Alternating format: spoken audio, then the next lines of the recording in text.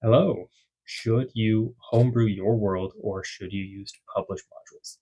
It's a question that every game master hits sooner or later, usually when you've got a spark of a story idea but not quite enough time, or when you're staring down a shelf full of beautiful campaign books, wondering if you're cheating by using one or running one of their adventures. Behold, my shelf of campaign books. I also have a shelf over there, and I have a shelf upstairs by my computer. But hello, storytellers. Welcome back to Whispers from the Phylactery, where I like to discuss the art of running the game and storytelling in our favorite role playing game systems. I've been a storyteller for 15 plus years, and I'm hoping to share my take on things. But on the current topic for today's video, what I think is that they both have their place. And I'm going to be breaking down the pros and the cons of homebrew versus running modules, how each affects your players, your prep, your storytelling, and your energy as a game runner.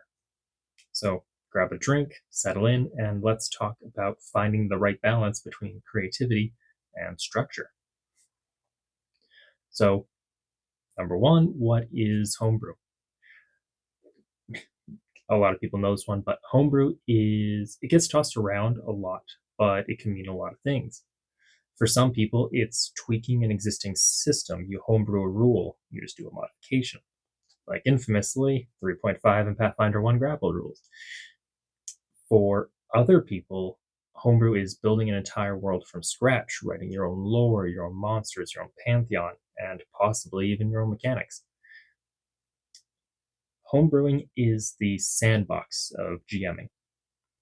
It's where you have total freedom, but also total responsibility.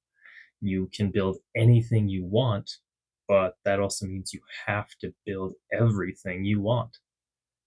That's a, it's a beauty and it's a danger. It's deeply rewarding to see your players exploring a world that came straight out of your imagination, but it can also be exhausting because every detail, every map, every NPC quirk has to come from you. So before we look at homebrewing, we should ask ourselves, are you doing it because the story demands something unique or because you feel like you're supposed to? If you're not a good DM because you aren't homebrewing. If you've watched a few of my videos, you know I don't really believe in doing a hobby if it feels like a job, especially when you're not getting paid for it. Professional GMs, this advice does not apply. So, moving on to number two, the power of published modules.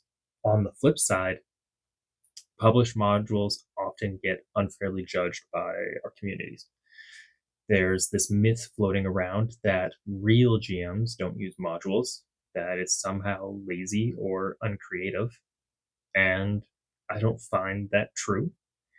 Modules are tools.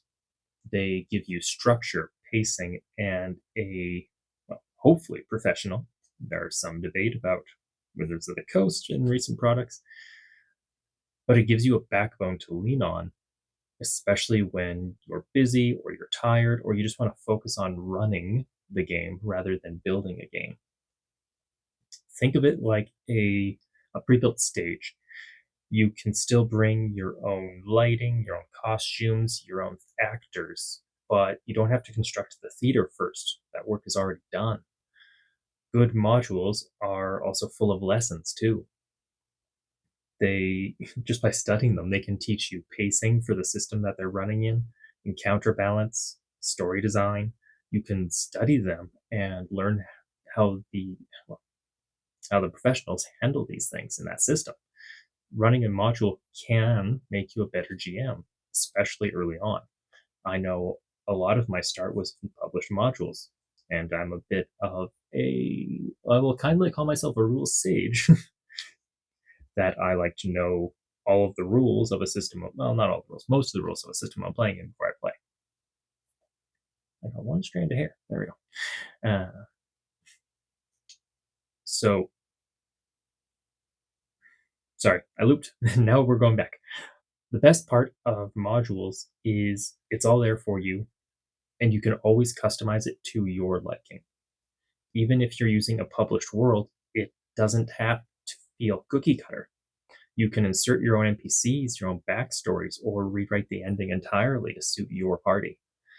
I know one of my favorite worlds is Curse of Strahd in Barovia, and I know someone, their table ran through it, and I was sitting there listening to their stories about the game, and it's like, man, your Barovia is way different than my Barovia. Like, just complete new characters, new arcs, and like new interactions. I'm like, oh, I did not experience that.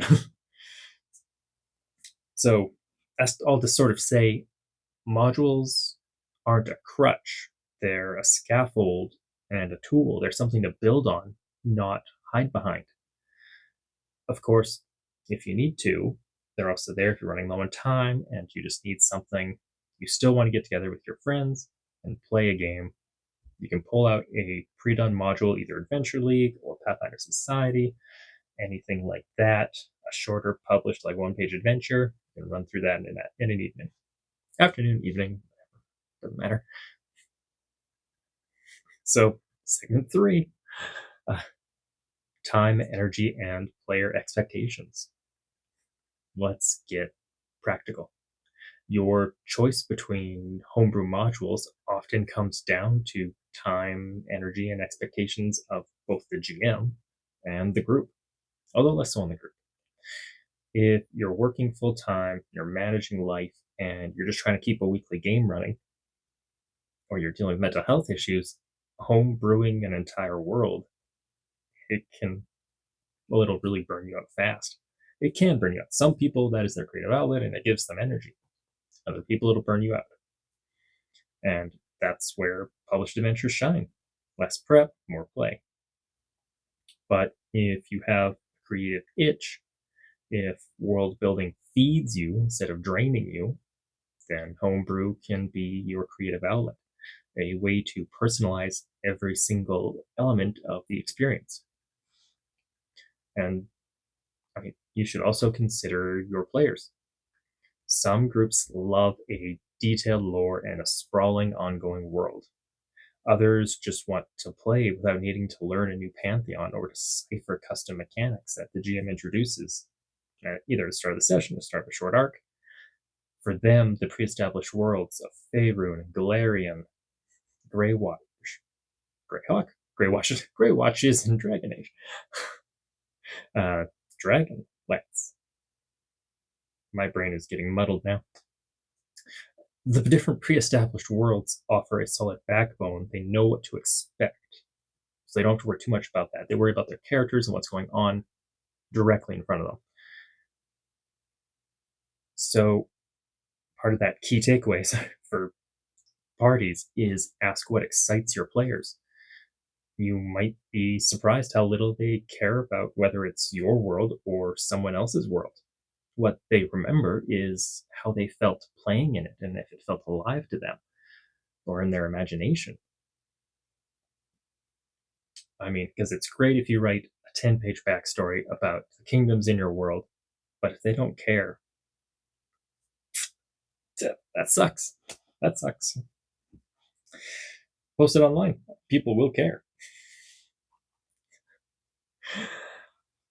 Up next, for segment 4, combining both approaches. So this is something I think most long-term DMs discover eventually by themselves. Although some people are purely one camp or the other, which I'm not sure how I feel about that. I feel like you're closing yourself off to a lot of things if you do just one side. What it is you don't have to pick and choose, like I've already sort of mentioned in the video. You can blend both, and it's something that I do all the time depending on my time and energy levels. You can take a published module and just rip the entire thing and set it in your world, whether that is uh, like an adventure path. You need somewhere where the party goes to a city and uncovers a cult. So you grab Rise of the Rune Lords from Pathfinder First Edition, and you grab book 3, where they're investigating the cult in Magnamar. There you go. Do some names, change a few things up, maybe change the demon fight at the end into something else. I'm not a demon. She's a Lamia. Anyway, doesn't matter. You can rip entire adventures and slot them into your world. You can also start Homebrew and borrow a dungeon, city, or a villain from a module when you're short on prep time. I know I like to do this if I'm feeling really stuck on dungeons, like a dungeon layout or sort of just what I want in the dungeon. I might flip through my catalog of adventures and just like, okay, I want the party to be going to a manor house. I know there's a manor house in Rise of the Rune Lords. I just thought of that because that's something I yanked recently in book 2, Misgivings. And I just grabbed the manor house, yanked it wholesale, and was like, okay, I'm going to fill it with my own stuff. But they already have the layout, everything looks nice. I'm just going to use the maps. It saves time, especially when I'm not feeling like designing a dungeon from scratch. And this is how I find campaigns often evolve, is they're a hybrid of improvisation and inspiration.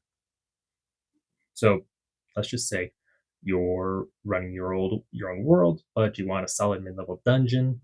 You could grab the Sunless Citadel or the Dragon's Demise from Wizards of the Coast, reskin it to fit your lore, and you're good to go.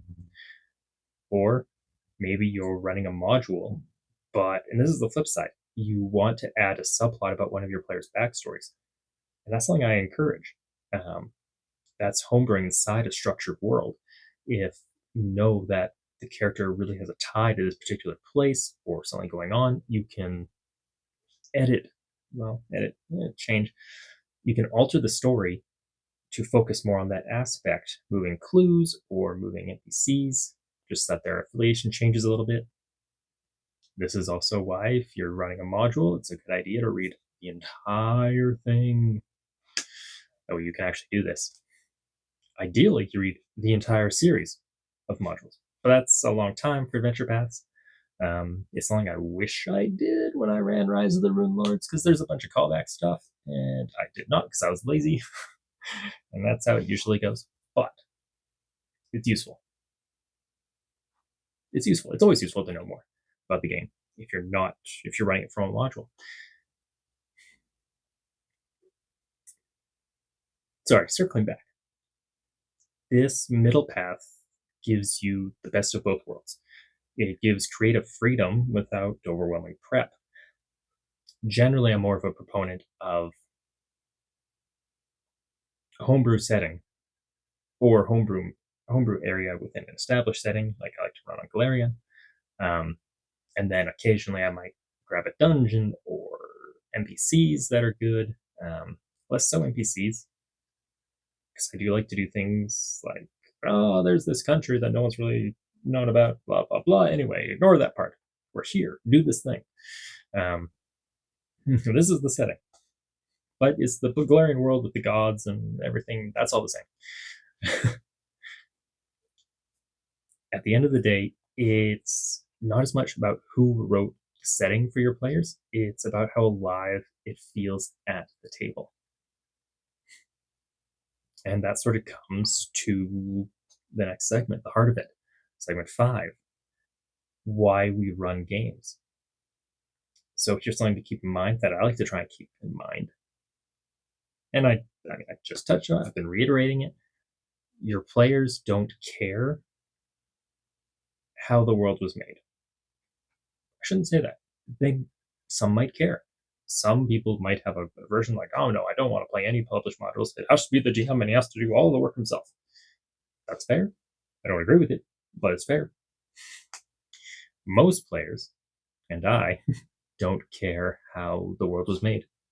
I care how it makes me feel to be in the game. They won't say, wow, I can tell this was a homebrew setting. They'll say, I loved that story where we saved the haunted village, or I can't believe you managed to trick the dragon. Where'd you get that ring of invisibility anyway?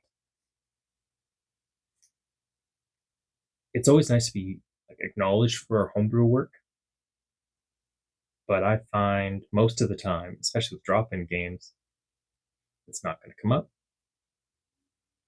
Players going to just experience it. So I guess what I'm trying to say is don't get caught up in the false choice between authentic creativity and following the book. A good GM isn't measured by where the story came from, but by how it's told. And you can see this a lot in professional GMs, um, where, like on Start Playing, a lot of GMs run their own content and a lot run published modules. They both get players. They're both fine. It's the GM that gives the story life and the group that gives the story life and makes it more than just reading the book.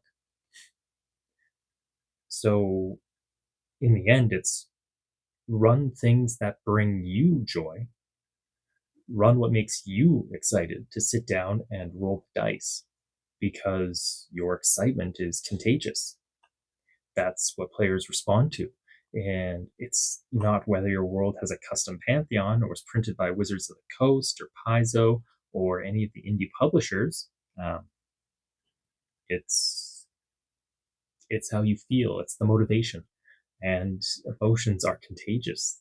So, like I just said, it's your excitement will bleed onto your players, or your lack of excitement will also bleed onto your players and suck the energy out of the table. I don't know.